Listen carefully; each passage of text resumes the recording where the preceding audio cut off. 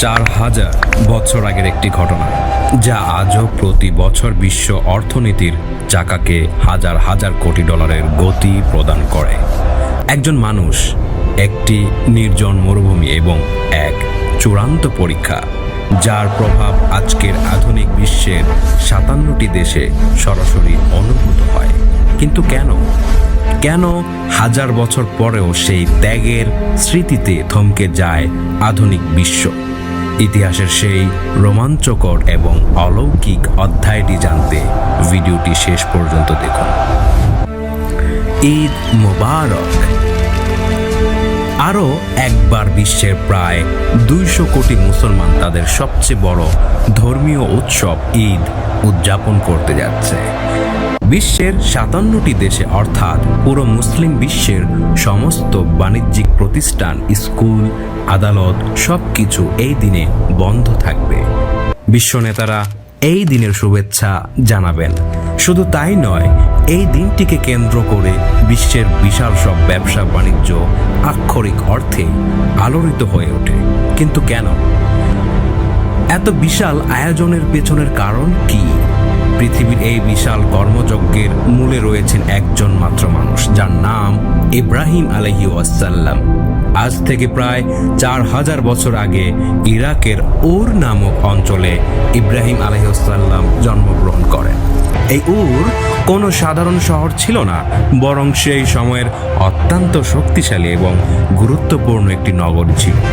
এর গুরুত্ব অনুধাবন করা যায় এই তথ্যের মাধ্যমে যে 4000 বছর আগে যখন ইব্রাহিম আলাইহিস সালাম এই শহরে বসবাস করতেন, সেই সময় একটি মন্দির বা উপাসনালয় আজও সেখানে বিদ্যমান, যাকে জিগুরাত ওর বলা হয়। এটি এমন একটি স্থাপত্য শৈলী যা আজও নির্মাণ করা অত্যন্ত কঠিন এবং ব্যয়বহুল।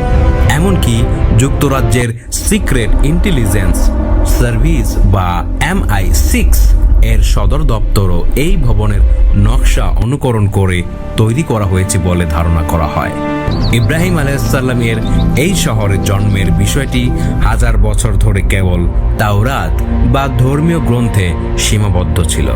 কিন্তু প্রায় 100 বছর আগে 1920 থেকে 30 সালের দিকে প্রান্ততাত্ত্বিকরা ইরাকের এই অঞ্চল থেকে অত্যন্ত গুরুত্বপূর্ণ কিছু ফলক বা শিলালিপি আবিষ্কার করেন, যেখানে স্পষ্ট করে বারবার এই উর নগরীর উল্লেখ পাওয়া যায়।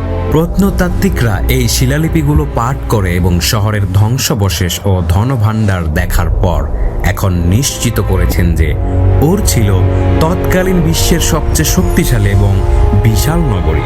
অর্থাৎ ইব্রাহিম আলাইহিস সালাম কোনো ছোট গ্রামে নয়, বরং তৎকালীন বিশ্বের সবচেয়ে ক্ষমতাধর শহরে জন্মগ্রহণ করেছিলেন। যেমনটা আজকের দিনে কেউ নিউ ইয়র্কে জন্মগ্রহণ করলে মনে করা হয়। এবং এই শহরে তিনি কোনো সাধারণ পরিবার নয়, বরং অত্যন্ত প্রভাবশালী এক ব্যক্তির ঘরে জন্মেছিলেন, যার সঙ্গে শহরের শাসকের ঘনিষ্ঠ সম্পর্ক ছিল। কিন্তু ইব্রাহিম আলাইহিস সালাম তরুণ বয়স থেকেই এই শহরে একদমই সুখী ছিলেন না এবং সব সময় শহরের পুরোহিত ও পণ্ডিতদের সঙ্গে বিতর্কে লিপ্ত হতেন। কারণ এই শহরের মানুষ এক ঈশ্বরের পরিবর্তে অসংখ্য মূর্তির পূজা করত। এসব মূর্তির মধ্যে সবচেয়ে শক্তিশালী মনে করা হতো মারদুক নামের দেবতাকে, যাকে তারা প্রধান উপাস্য হিসেবে মানত। এই মূর্তি পূজার জন্য শহরে অসংখ্য মন্দির তৈরি করা হয়েছিল, যার একটির ধ্বংসাবশেষ আজও টিকে আছে।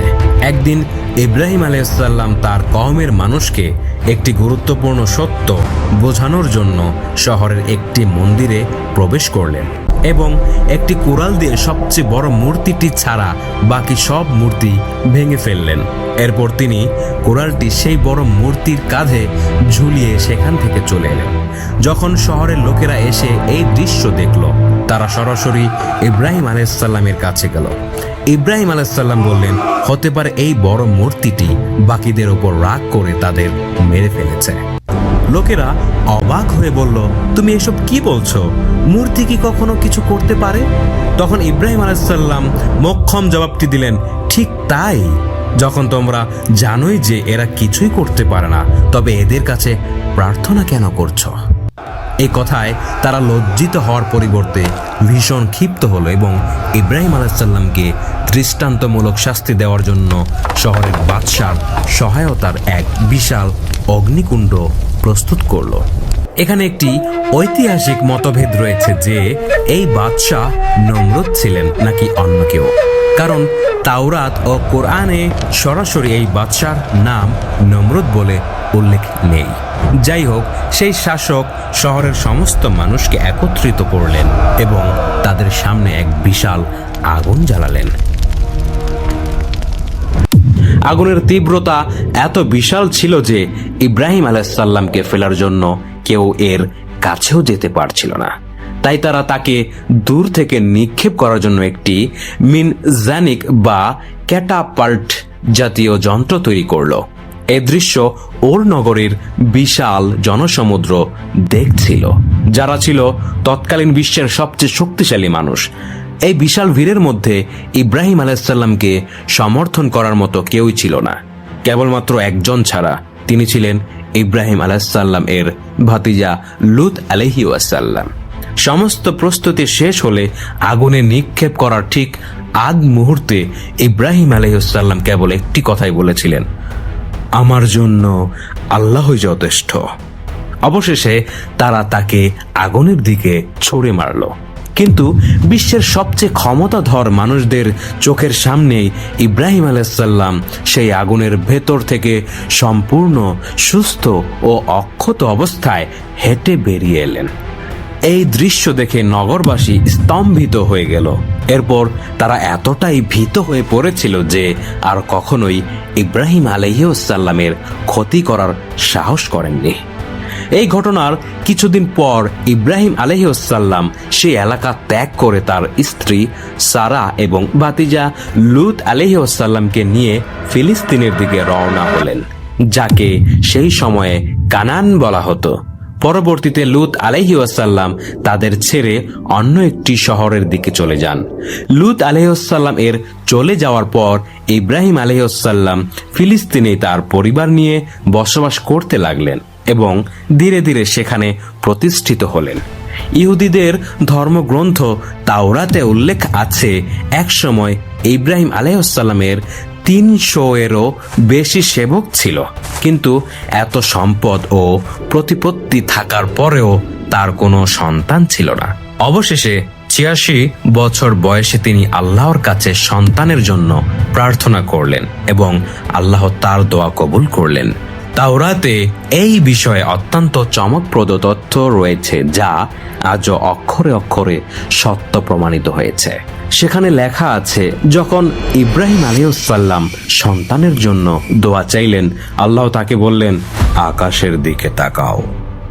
আকাশে যত নক্ষত্র দেখছো, তোমার বংশধারাও ঠিক একইভাবে পুরো পৃথিবীতে ছড়িয়ে পড়বে এবং বিশ্বের বড় বড় বাদশাহ ও নবীরা তোমার বংশ থেকে আসবে। এরপর ইব্রাহিম আলাইহিসসালামের দ্বিতীয় স্ত্রী হাজেরার গর্ভে তার পুত্র ইসমাইল আলাইহিসসালামের জন্ম হয়। কিন্তু ইসমাইল আলাইহিসসালামের বয়স যখন 11 বা 12 বা 13 বছরের কাছাকাছি, তখন এক রাতে ইব্রাহিম আলাইহিসসালাম স্বপ্ন দেখলেন যে তিনি তার পুত্র ইসমাইলকে জবাই বা কোরবানি করছেন। এখানে কিছুটা মতভেদ রয়েছে। কিছু পণ্ডিত মনে করেন এই ঘটনা ফিলিস্তিন বা কানানে ঘটেছিল, তবে অধিকাংশের মতে এটি মক্কায় ঘটেছিল। তাই আমরা মক্কার ঘটনাটি অনুসরণ করব। তাওরাতে বর্ণিত আছে, ইসমাইল আলাইহিসসালামের জন্মের পর ইব্রাহিম আলাইহিসসালাম তার প্রথম স্ত্রী সারার চেয়ে হাজেরা ও তার পুত্রের প্রতি বেশি মনোযোগ দিচ্ছিলেন, যার ফলে সারার মনে কিছুটা ঈর্ষার সৃষ্টি হয়। তবে কোরআনে বলা হয়েছে, ইব্রাহিম আলাইহিসসালাম যা কিছু করেছিলেন সবই আল্লাহর নির্দেশে করেছিলেন। ইব্রাহিম আলাইহিসসালাম তার স্ত্রী হাজেরা ও শিশুপুত্র ইসমাইলকে নিয়ে ফারান মরুভূমির দিকে রওনা হলেন, যা বর্তমানে মক্কা ও তার আশেপাশের এলাকা হিসেবে পরিচিত। ফিলিস্তিন থেকে মক্কার দূরত্ব প্রায় 1400 কিলোমিটার। অর্থাৎ পায়ে হেঁটে এই পথ পাড়ি দিতে প্রায় 1 মাস এবং ওট বা ঘোড়ায় চড়ে 17 থেকে 18 দিন সময় লেগেছিল। ইব্রাহিম আলাইহিসসালাম তাদের ফারান মরুভূমির এক জনমানবহীন ও শুষ্ক প্রান্তরে রেখে পুনরায় ফিলিস্তিনের দিকে রওনা হলেন। তার স্ত্রী হাজেরা পেছন থেকে দুবার প্রশ্ন করলেন, আপনি আমাদের এভাবে একা ফেলে কোথায় যাচ্ছেন? ইব্রাহিম আলাইহিসসালাম কোনো উত্তর দিলেন না।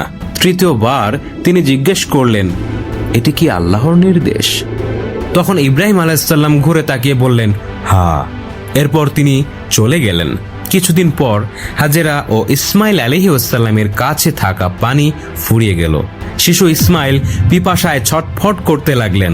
সন্তানের এই অবস্থা দেখে মা হাজেরা সাহায্যের আশায় নিকটস্থ সাফা পাহাড়ে উঠলেন, কিন্তু কাউকে দেখতে পেলেন না। তিনি নেমে এসে উল্টো দিকে মারওয়া পাহাড়ে উঠলেন।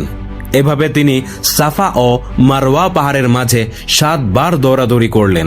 একজন মায়ের তার সন্তানকে বাঁচানোর এই আকুল প্রচেষ্টা আল্লাহর কাছে এতটাই পছন্দনীয় হলো যে সেই ঘটনার 4000 বছর পরেও আজ সারা বিশ্ব থেকে লাখ লাখ মানুষ হজের সময় সাফা ও মারওয়ার মাঝে ঠিক একইভাবে 7 বার প্রদক্ষিণ বা সাই করে।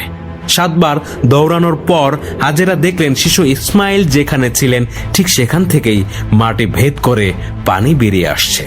তিনি দ্রুত সেই পানি আটকানোর চেষ্টা করলেন এবং বারবার বলতে লাগলেন, জমজম, যার অর্থ থামো বা থেমে যাও। এর পরের ইতিহাস সবারই জানা। এই পানির উৎসের কারণেই ইয়েমেন থেকে বনু জোহরম নামের একটি গোত্র সেখানে বসতি স্থাপন করে, যারা আকাশে পাখি উঠতে দেখে পানির সন্ধান পেয়েছিল।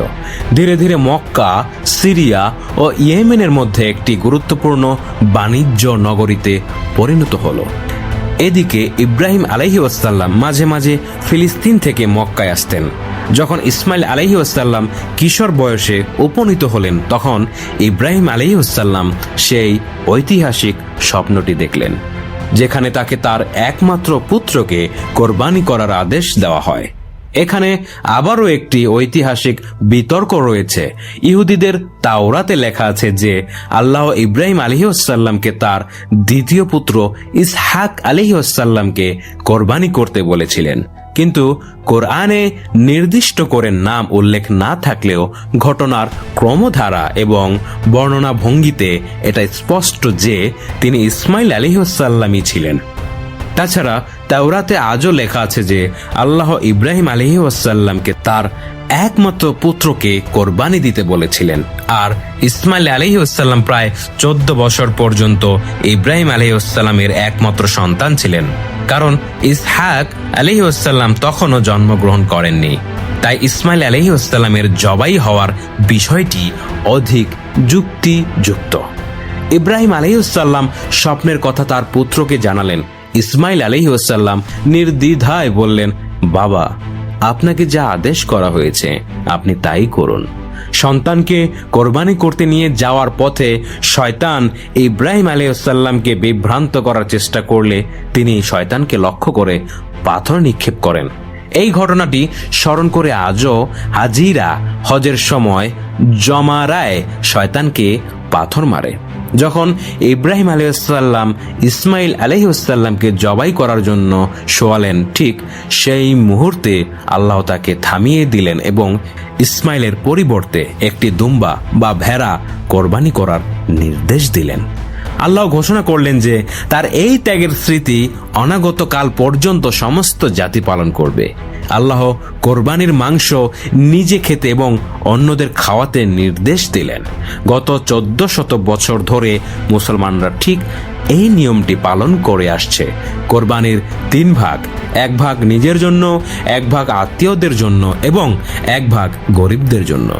4000 বছর আগে একটি ছোট জনমানবহীন উপত্যকায় পিতা ও পুত্রের মধ্যে ঘটে যাওয়া সেই ঘটনাটি আজ প্রতি বছর উদযাপিত হয়, যা বিশ্ব অর্থনীতিতে বিলিয়ন বিলিয়ন ডলারের প্রবাহ সৃষ্টি করে। পাকিস্তানে 3 বিলিয়ন, ভারতে 4 বিলিয়ন, বাংলাদেশে 5 বিলিয়ন এবং বিশ্বের বৃহত্তম মুসলিম দেশ ইন্দোনেশিয়ায় প্রায় 14 বিলিয়ন ডলারের ব্যবসা হয় এই ঈদকে কেন্দ্র করে। সৌদি আরব, তুরস্ক সহ বিশ্বের অন্যান্য দেশেও বিলিয়ন বিলিয়ন ডলারের লেনদেন হয়। এই ঘটনার বহু বছর পর ইব্রাহিম আলাইহিসসালাম আবারও মক্কায় আসেন এবং তার পুত্র ইসমাইল আলাইহিসসালামের সঙ্গে মিলে আল্লাহর ইবাদতের জন্য কাবা ঘর নির্মাণ করেন। এরপর তিনি ফিলিস্তিনে ফিরে যান এবং সেখানেই মৃত্যুবরণ করেন। ইসমাইল আলাইহিসসালামের বংশধারা শতাব্দীর পর শতাব্দী ধরে এই প্রথা পালন করত, কিন্তু 2500 বছর পর আরবের মানুষ এই ত্যাগের প্রকৃত শিক্ষা ভুলে গিয়ে কাবা ঘরকে মূর্তিতে পূর্ণ করে ফেলেছিল, ঠিক যেমনটা ইব্রাহিম আলাইহিসসালামের জন্মস্থান উর শহরে ছিল। তখন আল্লাহ আবারও তাদের মধ্যে থেকেই একজন নবী নির্বাচন করলেন, যিনি ইব্রাহিম আলাইহিসসালামের মতোই কাবা ঘরের সমস্ত মূর্তি ভেঙে ফেললেন এবং আরববাসীকে স্মরণ করিয়ে দিলেন যে তাদের পিতা কে ছিলেন এবং তাদের আসল রব কে। আজ থেকে 4000 বছর আগে যে জনমানবহীন মরুভূমিতে ইসমাইল আলাইহিসসালামকে রেখে আসা হয়েছিল, আজ সেখানে কোটি কোটি মানুষের সমাগম। তাদের পানির তৃষ্ণা মেটানো সেই জমজম আজ কোটি কোটি মানুষ পান করছে, আর তাদের সেই কোরবানির স্মৃতি আজ বিশ্ব অর্থনীতি ও বিশ্ব শাসককে একশোতায় গেঁথে রেখেছে। একটি শুষ্ক মরুভূমি থেকে আজকের বিশ্ব সভ্যতার কেন্দ্রবিন্দু, এসবই সম্ভব হয়েছে অটুট বিশ্বাস এবং ত্যাগের বিনিময়ে। ইতিহাসের এই সত্য ঘটনাগুলো আমাদের শেখায় যে বিশ্বাসের জোর থাকলে অসম্ভবও সম্ভব হয়। 4000 বছর আগের সেই ত্যাগের মহিমাই আজকের এই আধুনিক পৃথিবীকে এক নতুন রূপ দিয়েছে। অজানা ইতিহাসের এমন রোমাঞ্চকর তথ্য আরও জানতে আমাদের চ্যানেলটি সাবস্ক্রাইব করে আমাদের পাশেই থাকুন, লাইক করুন, শেয়ার করুন। দেখা হবে পরবর্তী কোনো ভিডিওতে। সেই পর্যন্ত ভালো থাকুন, সুস্থ থাকুন। আসসালামু আলাইকুম ওয়া রাহমাতুল্লাহি ওয়া বারাকাতুহু।